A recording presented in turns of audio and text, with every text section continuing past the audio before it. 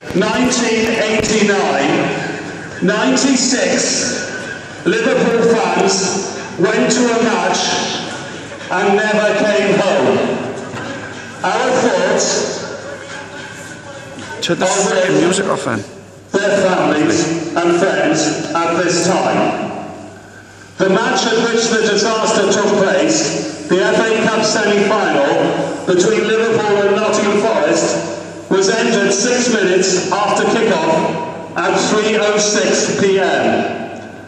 As a mark of respect and remembrance for what happened at Hillsborough 25 years ago, today's kick-off is 7 minutes later than originally scheduled. We will now observe a minute's silence that will start and end on the referee's whistle. Thank you.